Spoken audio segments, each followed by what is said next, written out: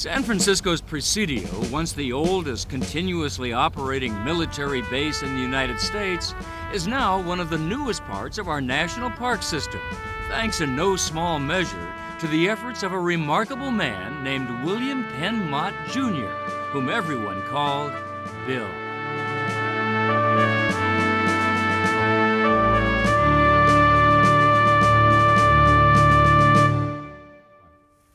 Hello, I'm Doug McConnell. Well, I spent a good portion of my television career taking people to beautiful and fascinating places. I've also reported on environmental issues in the United States and around the world. And in the course of my work, I was very fortunate to get to know Bill Mott, and I'll never forget him. He was a man of extraordinary vision who inspired me and many others to care for our parks and our public lands and to never take them for granted.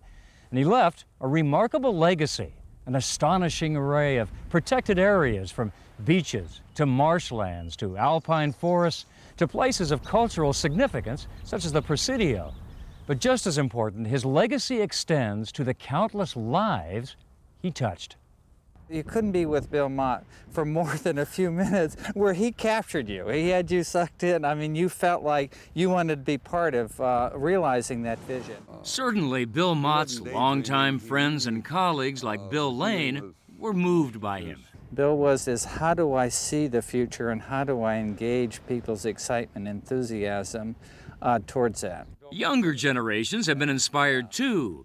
Brian O'Neill, superintendent of the Golden Gate National Recreation Area, worked with Bill in the establishment of the Presidio. We were at this defining moment in the Presidio planning where people were talking about the vision for the plan, and Bill he just couldn't take it. He just started pounding. He said, "You all are thinking too small. There ought to be a bigger vision for this place. There's got to be something that stirs man's soul." He says, we just can't be talking at this level. We just have to sort of think much bigger, much more boldly. He says, now let's put ourselves to that. And he just kept going. You know, he'd get on this roll and you just sort of have to let him finish it. But then you sort of sat back and you said, you know, he's absolutely right. One of Bill's dreams has yet to be fully realized. The San Francisco Bay Area is a very exciting geographic area.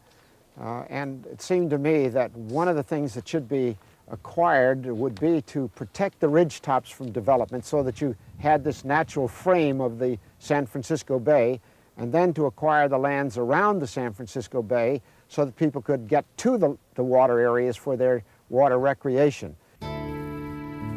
Before he died, Bill convinced Brian O'Neill to make the Bay Area Ridge Trail his dream too. It's become my passion. And I keep thinking every time I feel like I'm tired that it's time that someone else sort of steps forward. I remember on the statement that Bill says, any great thing takes time and persistence. And I say, well, I can't drop that.